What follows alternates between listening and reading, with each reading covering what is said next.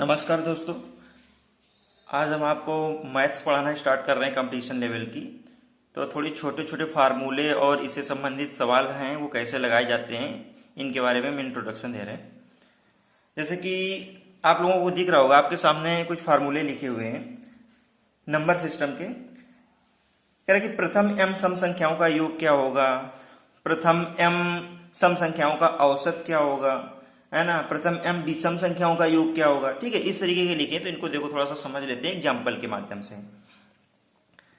कह रहे कि प्रथम m सम संख्याओं का योग क्या होगा। तो प्रथम m सम संख्याएं यानी कि स्टार्टिंग से जो m सम संख्याएं हो, m का मतलब कुछ भी हो सकता है, 2 4 6 8 10 11 12 13 कुछ भी m। तो जैसे कह रहा है कि प्रथम m सम संख्याओं का योग बराबर m और ब्रैकेट में m प्लस 1, यानी कि जितनी संख्याएं हैं और उसमें से एक जोड़ करके इन दोनों का गुणा करा देते हैं। जैसे कि मान लो प्रथम 5 सम संख्याओं का योग क्या होगा, प्रथम 5 सम संख्याओं का योग क्या होगा। तो प्रथम 5 की बात कर रहा है तो पहले तो प्रथम 5 सम संख्याएं लिखेंगे हम लोग, है ना। प्रथम 5 सम संख्याएं क्या क्या हो जाएंगी, यहाँ पे थोड़ा छोटा सा लिख रहे हैं हम। जैसे कि पहली तो सम संख्या 2 से शुरू होती है, तो 2 हो जाएगी, फिर 4 होगी, फिर 6 होगी, फिर 8 होगी, फिर 10 होगी। यही तो हो जाएंगी प्रथम 1 2 3 4 5। ये प्रथम 5 सम संख्याएं हो जाएंगी। अब कह रहा है कि इनका योग क्या होगा। तो अगर हम इनका योग निकालें तो संख्याएं कितनी है, 5। तो em की वैल्यू कितनी हो जाएगी, 5। तो ये हो जाएगा 5 और ब्रैकेट में 5 और प्लस 1 रखेंगे तो 6 हो जाएगा। तो 6 पंचे 30, कितना हो जाएगा 30, ये आ जाएगा 30। वैसे भी हम जोड़ लेते हैं इनको, जैसे कि ये 10 है और ये 8 18, 18 और 6 कितना हो जाएगा 24, 24 और 4 28, 28 2 30। ऐसे भी कितना आ रहा है 30 आ रहा है। समझ गए। तो ये तो 5 संख्याएं थी, इस वजह से हम लोगों ने जोड़ लिया, लेकिन अगर ज्यादा होंगी तो फिर हम जोड़ तो नहीं पाएंगे, या जोड़ेंगी तो उसमें से टाइम लगेगा। तो प्रथम m सम संख्याओं का योग क्या होता है, m प्लस 1। ठीक है। अब इसमें से जैसे कह रहा है कि प्रथम m सम संख्याओं का औसत क्या होगा, तो m प्लस 1। प्रथम m सम संख्याओं का औसत क्या होगा, m प्लस 1। मतलब कि प्रथम m सम संख्याएं हैं, जैसे कि प्रथम 5 ये सम संख्याएं हैं, 2 4 6 8 10। तो इनका औसत क्या होगा, तो जितनी संख्याएं क्या है उसमें से एक जोड़ दो, यानी कि m प्लस 1, यानी कि संख्याएं कितनी है 5। तो औसत कितना हो जाएगा, औसत हो जाएगा 6। m प्लस 1 यानी कि 5 प्लस 1 6। तो इनका औसत कितना हो जाएगा 6। अगर चाहें तो कर लें हम लोग। औसत निकालने के लिए क्या करते हैं, अगर हमें औसत निकालना है तो उसके लिए लगाते हैं कि संख्याओं का योग बटे संख्याओं की संख्या। तो संख्याओं का योग तो कितना हो रहा था, संख्याओं का योग हो रहा था 30। ठीक। और संख्याओं की संख्या कितनी 5, यानी कि 30 को हम 5 से डिवाइड कर देंगे तो 5 6 का 30, तो भी कितना आ रहा है 6 आ रहा है। तो ये फार्मूले हैं कि अगर प्रथम m सम संख्याएं दी गई हैं तो उनका योग क्या होगा m प्लस 1, और प्रथम m सम संख्याओं का औसत क्या हो जाएगा, वो हो जाएगा तुम्हारा m प्लस 1। ठीक है। तो जैसे कि एक सवाल इसमें से लिखा हुआ है दूसरे पेज में, कह रहा है कि प्रथम 10 सम संख्याओं का योग ज्ञात करो।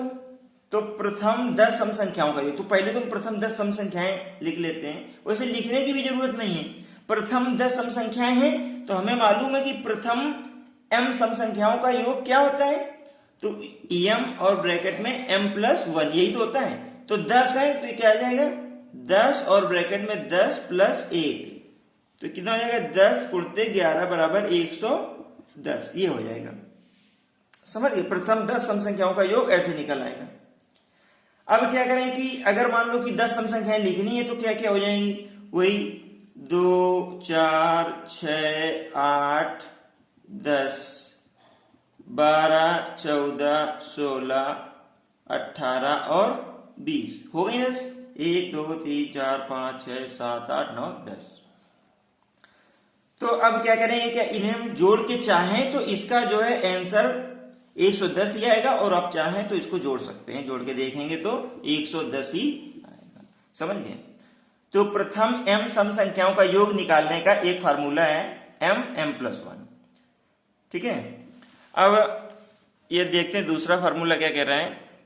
दूसरा ये कह रहा है कि प्रथम m विषम संख्याओं का योग। इसी तरह से प्रथम m विषम संख्याओं का योग m स्क्वायर होता है। तो विषम प्रथम m विषम, तो विषम हमारी एक से स्टार्ट होती है ना, ऐसे शुरू होगी।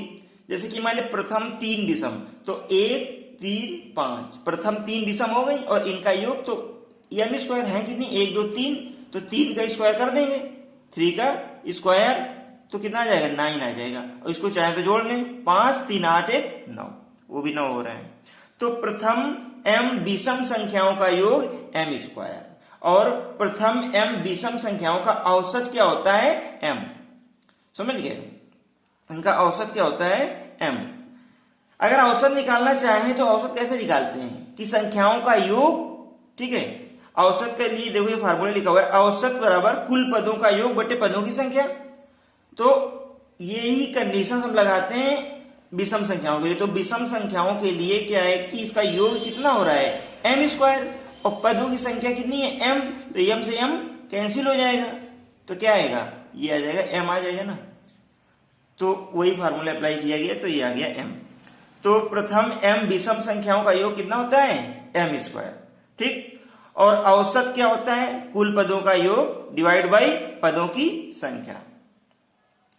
इसी तरह से कुल पदों का योग, ये तो इसी को क्रॉस करके मल्टीप्लाई करके निकाल लेंगे कि कुल पदों का योग बराबर औसत गुणित पदों की संख्या, ठीक।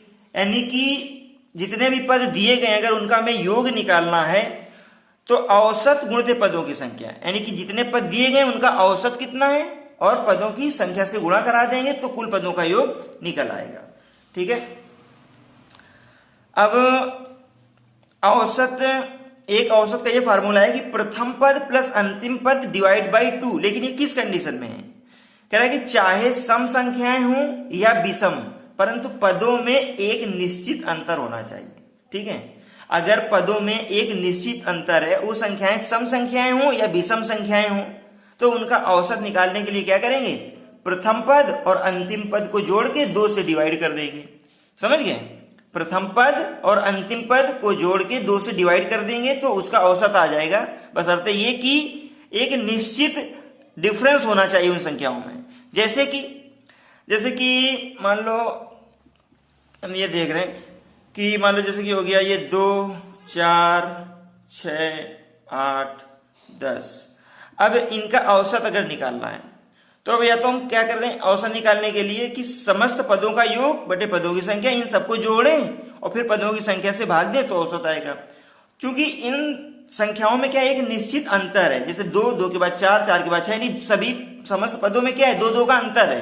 तो अगर ऐसी कंडीशंस दी हो और संख्याएं चाहे सम हो चाहे विषम, तो क्या करते हैं, प्रथम पद और अंतिम पद को जोड़ के 2 से डिवाइड कर लेंगे। प्रथम पद कितना है 2 और अंतिम पद कितना है 10, 2 और 10 को जोड़ा और 2 से डिवाइड कर दिया, तो 10 और 2 12 डिवाइड बाई 2 तो 6 आ जाएगा। कितना आ जाएगा, 6। समझ गए। तो इस तरीके से हम ये फार्मूला अप्लाई करेंगे, प्रथम पद प्लस अंतिम पद डिवाइड बाई 2। अब ये मान लो विषम संख्याएं होती हैं, विषम संख्याएं जैसे कि मान लो होता यहां से 5 10, ठीक, ये विषम नहीं हो रही हैं, सम विषम दोनों आ रही हैं, 5 10 15। लेकिन अंतर क्या है, अंतर समान है, 5 10 15 20। तो अब क्या करेंगे, ये 25, ठीक है, 5 10 15 20 25। अब इनका औसत निकालना है तो प्रथम 5 और अंतिम 25 जोड़ के 2 से डिवाइड कर देंगे। तो देखो क्या आ जाएगा, 25 और 5 कितना हो जाएगा, ये 25 और प्लस ये 5 30 डिवाइड बाई 2 तो कितना आ जाएगा, ये 15 आ जाएगा। वैसे भी देख लें हम कि 25 और 20 45, 25 20 45 15 60 70 75 कितना हो रहा है। अब इसको अगर हम डिवाइड करेंगे 75 और कितने से डिवाइड करेंगे, पदों की संख्या 1 2 3 4 5, तो कितना आ जाएगा, 5 कम 5 और 2 5 25 15, तब भी 15 आ रहा है, ठीक है ना। तो क्या करेंगे, औसत बराबर प्रथम पद प्लस अंतिम पद डिवाइड बाई 2, ठीक है। और एक अगला फार्मूला दिया गया कि पदों की संख्या, अगर मान लो कि एक निश्चित अंतर वाली सीरीज दी गई है, एक निश्चित अंतर वाली सीरीज दी गई है, तो उसमें पदों की संख्या अगर निकालनी है तो हम करते हैं अंतिम पद माइनस प्रथम पद डिवाइड बाई पदों का अंतर प्लस 1। ठीक, ये फार्मूला जिन्होंने इंटर किया हुआ है मैथ से या समांतर श्रेणी पढ़ी हुई है उन लोगों को मालूम होगा। हालांकि वहां इस तरह से नहीं दिया गया है डायरेक्ट, वहां पे देखिए कैसे दिया गया है। वहां पे दिया गया है, यहां पे समझ लेते हैं। ये फार्मूला दिया था ना Tn यानी कि nवां पद या अंतिम पद L बराबर a plus n minus 1 into D, ये फार्मूला तो पढ़ा है ना वहां पे, ठीक है, दिख रहा है। तो L बराबर a plus n minus 1 into D, ये पढ़ा है। अब हमें n की वैल्यू निकालनी है, तो देखो a को इधर भेज देंगे, क्या आ जाएगा ये L माइनस a आ जाएगा कि नहीं आ जाएगा, L माइनस a बराबर n minus 1 into D, D से डिवाइड कर देंगे तो L minus a upon D, ठीक है। और ये n माइनस 1 बचेगा तो इधर 1 ले आएंगे तो प्लस 1 हो जाएगा बराबर n हो जाएगा। तो L minus a upon D और प्लस 1, यानी कि अंतिम पद में से प्रारंभिक पद को या प्रथम पद को घटा देंगे। अंतिम पद में प्रथम पद को घटा देंगे, इसके बाद जो उस पदों में निश्चित कॉमन डिफरेंस है, निश्चित अंतर है, डी डिफरेंस से भाग कर देंगे, जो भी आएगा उसमें एक ऐड कर देंगे। इससे क्या होगा कि पदों की संख्या निकल आएगी, ठीक है। तो अब देखते हैं कि कुछ इधर एग्जाम्पल लिखे हुए हैं, मैंने इनको देख लेते हैं। छोटे छोटे 2-3 एग्जाम्पल लिखे हुए हैं। जैसे कि एक तो मैंने बता ही दिया कि प्रथम 10 सम संख्याओं का योग ज्ञात करें, ठीक है, कर लिया। कह रहा कि प्रथम 10 विषम संख्याओं का योग ज्ञात करें, तो प्रथम 10 विषम संख्याओं का योग यानी कि प्रथम m विषम संख्याओं का योग क्या होता था, बराबर m स्क्वायर, यही तो होता था m स्क्वायर। तो m की वैल्यू कितनी दी गई है 10, तो ये हो जाएगा कितना 10 का स्क्वायर कितना हो जाएगा ये 100, ठीक। तो प्रथम 10 विषम संख्याओं का योग कितना होगा 100 हो जाएगा।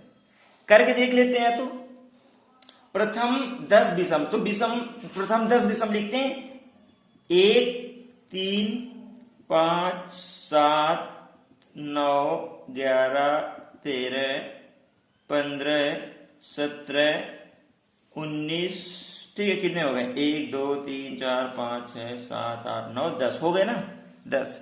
अब इन्हें क्या करते हैं, इनका योग ज्ञात करना है, जोड़ लेते हैं।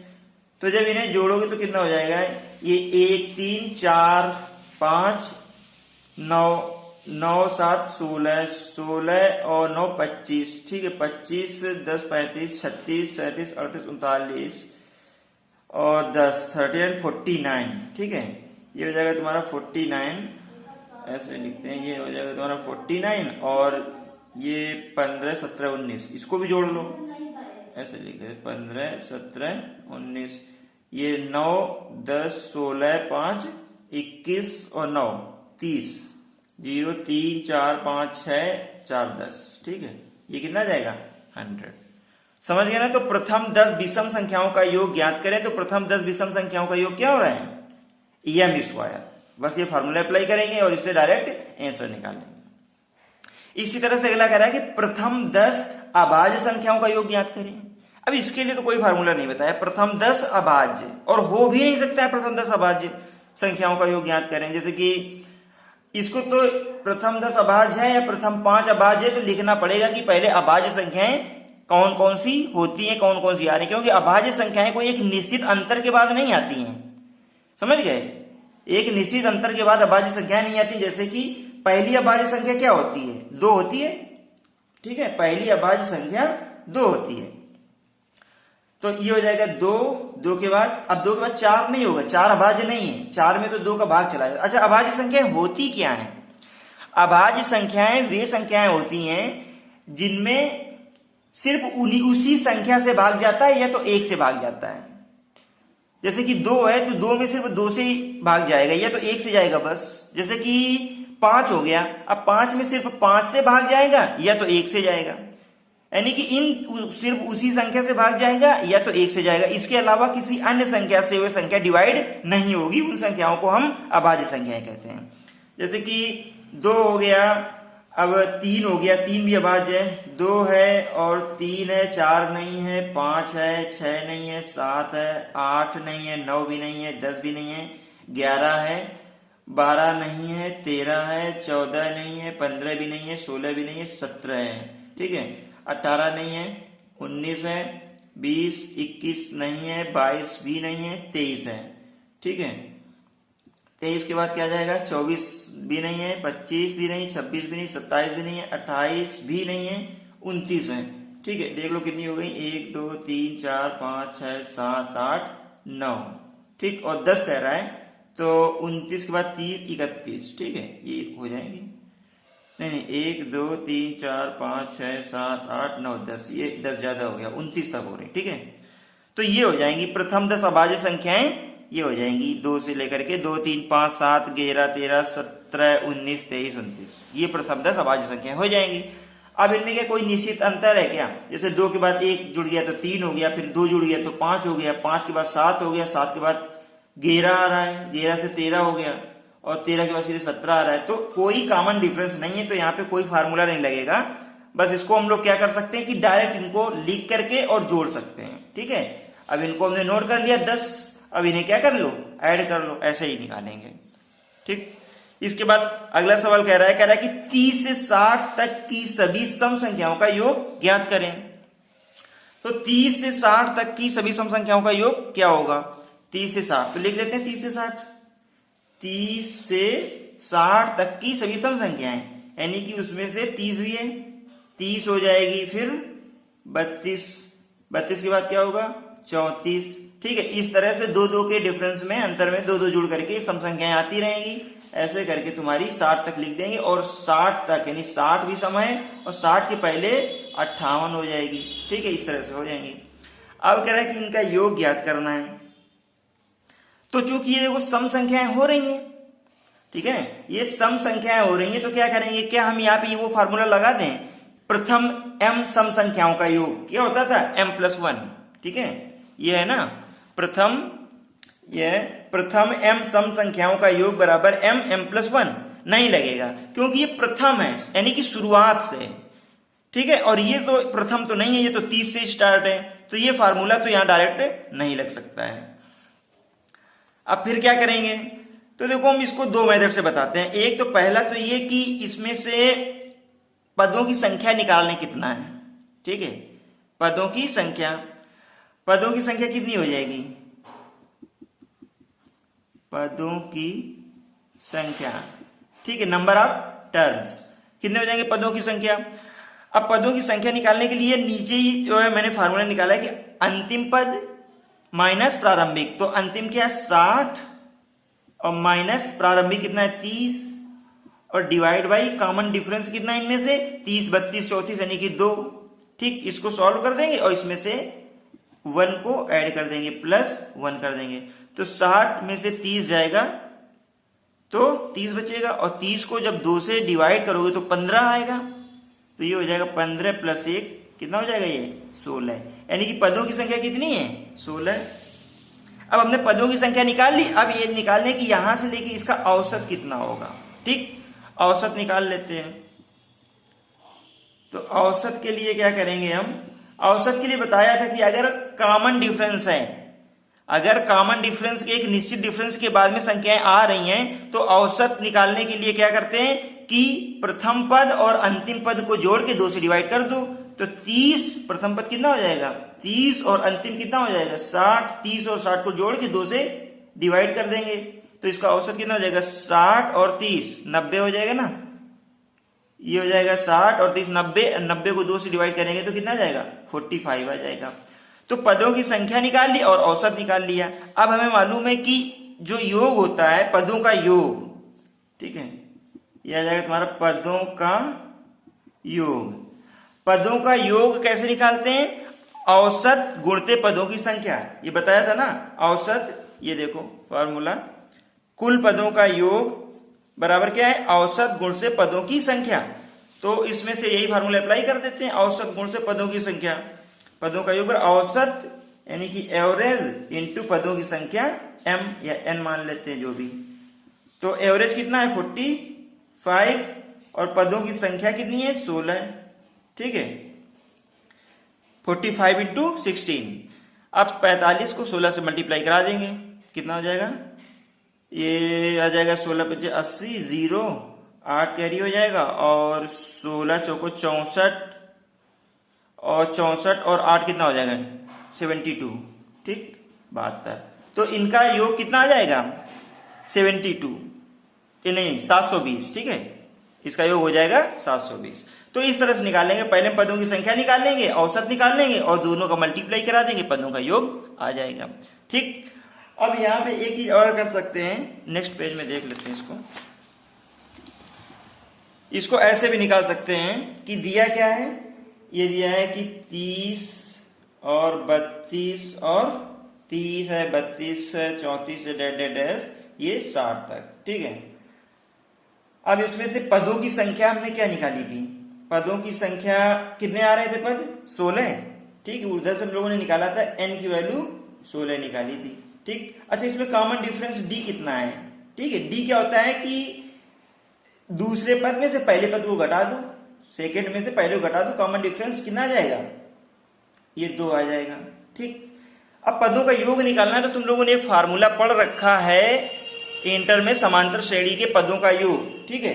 s बराबर SN बराबर पढ़ रखा है n/2 और ब्रैकेट में 2a plus n-1 into D, ये फार्मूला पढ़ा है ना सब लोगों ने। तो अब क्या करते हैं कि इसमें से वैल्यू पुट कर देते हैं, n की वैल्यू कितनी निकाली है 16 डिवाइड बाई 2 और 2 इंटू a की वैल्यू कितनी है 30 प्लस n-1, n कितना है 16 माइनस 1 इंटू डी 2। इसे सॉल्व कर लेंगे तो आ जाएगा, कितना हो जाएगा, ये 16 से ये तो 8 हो जाएगा और ये 2 गुणित 30, ये कितना आ जाएगा 60 हो जाएगा और ये प्लस का ये आ जाएगा 15 दूनी 30, ठीक। तो वही आ गया कितना 60, ये 8 गुण से 60, 90, तो ये 8 9 72, 720, देखो आ गया ना 720 यहां से भी। तो ऐसे भी इस फार्मूले को अप्लाई करके हम निकाल लेंगे, आई बात समझ में। और चलो 2 हुए, तीसरा मेथड भी बताएं, तीसरा सेकंड में ये था सेकंड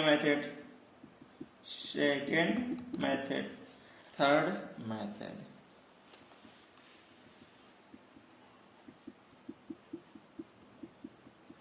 तीसरे तरीके से देखते हैं, तो हमें क्या है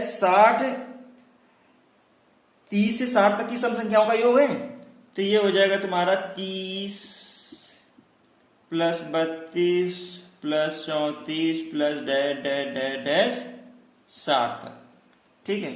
हम इसे ऐसे लिख सकते हैं 2 प्लस 4 प्लस 6 प्लस डैश 60, ठीक है, माइनस का 2 प्लस 4 प्लस 6 प्लस डैश 28, ठीक है, 28 तक ही जाएगा क्योंकि हमें 30 से 60 तक की सम संख्या योग चाहिए, तो 28 तक की लेस कर देंगे, यानी कि 2 से 60 के बीच की जो सम संख्याएं हैं उसमें से 2 से लेकर के 28 तक की लेस कर देंगे, तो 30 से 60 तक की सम संख्याएं बचेंगी। तो 2 से तो यहां पे कितना हो जाएगी, यहां पे n की वैल्यू हो जाएगी 30, ठीक, और यहां पे n की वैल्यू हो जाएगी कितनी 14, यहां पे हो जाएगी 14। अब ये आ जाएगा प्रथम n सम संख्याओं का योग माइनस प्रथम ये n डैश संख्याओं का योग, तो आ जाएगा ये m मान लेते हैं, ये आ जाएगा n plus 1 minus n dash plus 1, ठीक।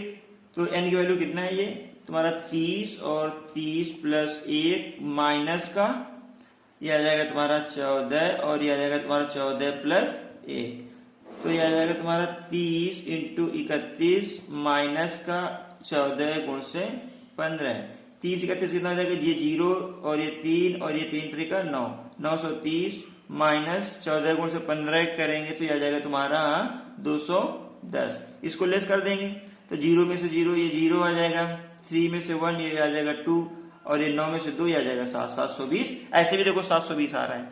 तो मैंने इस सवाल को 3 तरीके से बताया, समझ गए। तो इसके आगे के सवाल हम देखते हैं अगले वीडियो में, ठीक है।